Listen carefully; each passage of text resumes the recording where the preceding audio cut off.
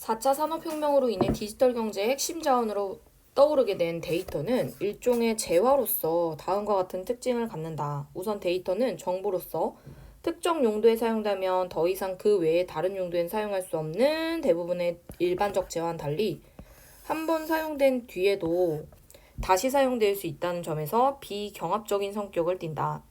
비경합이라는 말 자체가 한 사람이 어떤 재화를 소비해도 다른 사람의 소비 가능성이 줄지 않는 것을 말하거든요.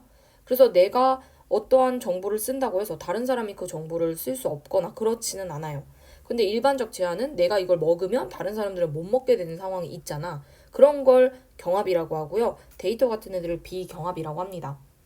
또한 최종적으로 소비되는 재화가 아니라 재화나 서비스를 생산하는 데 투입된다는 점에서는 자본재와 같다고 합니다. 복제도 거의 비용이 들지 않고 이를 다양한 경제 주체들이 자유롭게 사용할 수 있다면 사회 전체적으로 재화와 서비스 생산 비용이 하락하므로 데이터 공유는 사회 전체의 효용을 증가시킨다. 또한 대부분의 중요한 데이터는 인간 행동에 관련된 것으로 최근 빅데이터의 가치가 부각된 이유는 결국 이것이 인간 행태에 관한 개인정보를 대량으로 모아놓은 것이기 때문이다. 마지막으로 인공지능을 기반으로 하는 4차 산업혁명 사회에서 인공지능 시스템의 훈련을 위해서는 새로운 데이터가 끊임없이 요구된다는 점에서 데이터의 한계 효용은 감소하지 않지만 데이터 수집을 위해 막대한 투자 비용을 필요로 하는 인프라 구축 단계가 끝나면 추가적인 한계 비용은 점점 낮아져서 0에 수렴한다. 여기서 이제 한계 효용이나 한계 비용에 대한 개념을 몰랐다면 알고 있을 필요가 있는데요. 한계 효용이라는 건 이 효용이 만족감이란 뜻이거든. 그래서 내가 하나의 재화를 얻으면 갖게 되는 심리적인 만족도와 관련된 게 한계 효용이야. 즉 데이터에 대한 욕구, 데이터에 대한 수요는 줄어들지 않아요. 그런데 한계 비용. 비용은 말 그대로 돈이 드는 걸 말하겠지? 한 단위를 생산할 때 필요한 비용이에요. 그러니까 내가 어떤 한 개를 만들 때마다 비용이 계속 드는데 이제 보통 공장이든 뭐든 뭔가를 만들 때 초기 자본이 엄청 많이 들고 그 다음부터는 자본의 투입이 좀 줄어들거든. 그래서 빅데이터도 마찬가지예요. 처음에는 비용이 들지. 하지만 그 이후로는 한계 비용이 점점 빵에 수렴하는 때가 온다는 거야.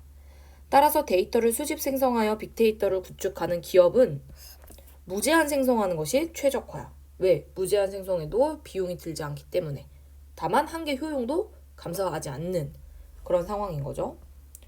그래서 여기 문단은 그냥 데이터의 특성을 비경합성, 자본재, 복제 비용 없고 인간 행동과 관련된 게 중요하고 한계 효용이 감소하지 않고 한계 비용은 감소한다. 뭐 이런 정보를 줬고 여기서 1번 선지가 맞다는 걸 알 수가 있죠. 데이터는 비경합적인데 다른 일반 재화는 경합적이고 자본재는 생산하는 데 투입되는 재화를 말하고 5번이 정답이죠. 한계 비용과는 무관한 게 아닙니다. 한계 비용은 감소하고 있는 상황에서 한계 효용이 증가하면 빅데이터의 무제한 생성을 하는 기업에 유리한 거죠. 정답은 5번. 데이터의 재산적 가치가 높아지면서 다른 지식 재산처럼 데이터에 대해서도 지배권 및 소유권을 인정하려는 논의가 진행되어 왔다. 우선 데이터 보유자에게 데이터 소유권을 인정하자는 주장이 있다. 즉 데이터를 보유한 사람이 소유권이 있다라고 주장하는 거죠. 그런데 현행법상 저작권이나 영업비밀보호법에 의해서 데이터 보유자가 현재 이런 지배권을 주장하는 게 불가능한 상황이래요. 이런 상황에서 개인의 데이터를 다량으로 수집하고 축적해 이익을 기반으로 삼는 대기업과 같은 빅데이터 보유자에게 만약 데이터 소유권을 인정한다면 데이터의 합법적 유통에 기여하고 그리고 데이터 생성에 대한 투자가 좀 더 많아진다는 장점은 가능하죠. 그런데 빅데이터가 지닌 막강한 경쟁력으로 인해 데이터를 유통함으로써 치러야 할 비용이 만약에 얻는 이익보다 클 것이 예상되는 상황에서는 데이터가 어차피 유통되지 않을 것이면서 동시에 이 거래 비용이 소유권이 거래 비용을 일으켜서 오히려 장애물로 작용할 수 있을 뿐만 아니라 승자 독식 현상이 강화된다. 즉 그 데이터를 가지고 있는 대기업만 돈을 계속해서 버는 상황이 나타날 수도 있다는 거죠. 이와 달리 데이터의 소유권이 개인정보를 만들어내는 사람한테 주는 거. 즉, 그 데이터 생산자한테 소유권을 주자는 입장도 있어. 개인정보는 현행법상 각 정보 주체에게 자신의 개인정보를 통제할 권리를 부여하는 개인정보보호법의 보호를 받기 때문에 필연적으로 빅데이터 수집 및 이용과 해당 법 간의 긴장관계가 생성된다. 즉, 내 개인정보는 내 거예요. 그러니까 이걸로 인해서 얻는 경제적 이익은 나한테 올 수 있다는 거지, 이 주장은. 이 법은 개인의 자기결정권을 보장할 뿐 개인이 자신의 개인정보로부터 발생하는 경제적 수익을 보장하는 법은 아닙니다.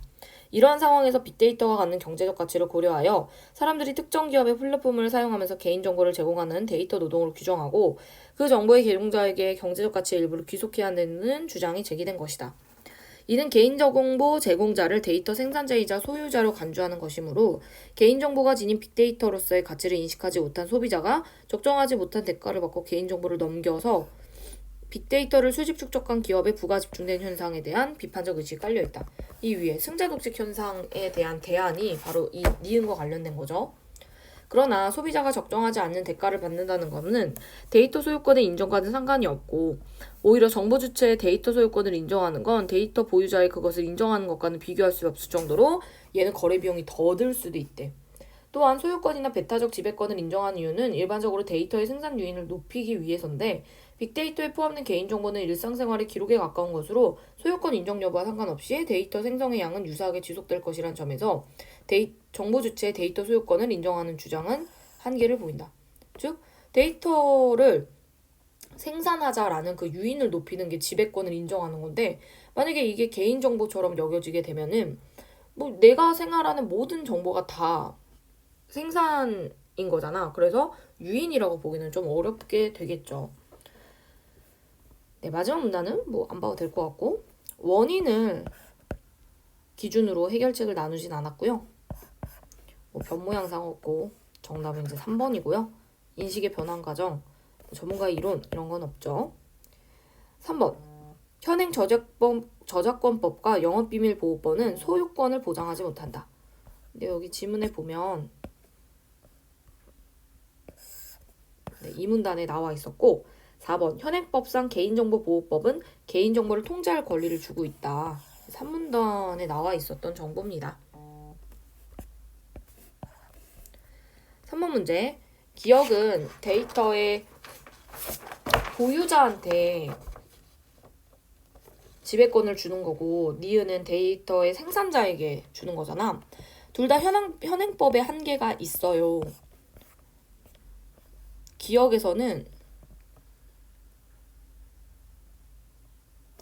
네, 이 저작권법이나 영업비밀보호법에 의해서는 보유자가 지배권을 얻는 게 불가능하다고 얘기했고 그리고 니은 같은 경우에는 이게 경제적 수익을 통제할 권리를 보장하는 건 아니라고 나와 있습니다.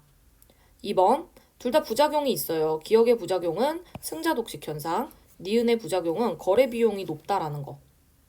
그 다음 3번 기억에 대한 비판적 견해는 니은의 필요성에 대한 주장으로 이어진다. 특히 기억이 갖고 있는 승자독식 현상을 니은으로 바꾸면 해결할 수 있죠.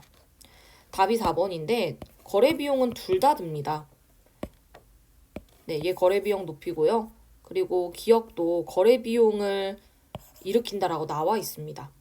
5번 니은과 달리 기억은 개인이 아닌 기업의 이익을 위해 기능할 가능성이 높다. 네, 그게 바로 여기서 말하는 승자독식 현상과 관련된 얘기죠. A라는 회사가 현재 유통사업으로 유의미한 수익을 낼 수 있을 거라고는 전혀 생각하지 않습니다. 하지만 그렇다고 A의 가치가 떨어지는 건 아닙니다. A의 주력 사업이 뭐냐고 물으면 많은 사람들은 유통보다 A의 실시간 데이터 수집 능력에 더 큰 관심을 둡니다. 데이터는 미래 자본이죠. 이커머스가 가장 발달한 나라의 고객, 쇼핑, 물류 데이터와 그 흐름을 매년 1조 원으로 사들일 수 있다면 그건 오히려 이득이다. 그러니까 가에서 주장하는 건 빅데이터가 그만큼 경제적 가치가 있다라는 걸 주장하는 거죠. 그래서 여기 있는 나라의 고객, 쇼핑, 물류 데이터에 대한 건 결국 인간 행태에 대한 정보이고 이거는 빅데이터가 그런 것들을 집적한 것이라는 말과 관련 지을 수 있겠죠. 그리고 실시간으로 데이터를 수집한다는 것 자체가 결국에 이거에 대한 한계 효용, 계속해서 효용이 있다라는 거 4차 산업혁명의 특징이었고 그리고 매년 1조 원의 비용을 들여도 그게 더 이익이라는 건 이익이 비용을 넘어선다는 인식이죠. 나 B라는 회사가 매일 참여하면 현금성 포인트를 지급한다고 했는데 너무 참여한 사람이 많아서 사흘 만에 종료했어요. 그리고 나서 이 사람들은 자기네들이 포털 사이트에 이윤주가 이용되었다는 점을 인지하면서 더욱 분노했대. 정답은 4번이죠. B가 이벤트를 4일 만에 종료한 거는 자신들의 이익을 넘어서서 비용이 더 들 것 같아서 끝내버린 거죠. 그리고 사람들이 열받았던 이유는 자기가 나름대로 그 정보의 소유자라는 인식이 있어서 어느 정도 경제적 이익을 보장받아야 되는 주체라고 생각하는데 그걸 안 줘서 문제가 생긴 거죠. 5번의 정답은 5번이고 중시되는 이라는 의미보단 뚜렷하다 라는 의미가 조금 더 적절하겠네요.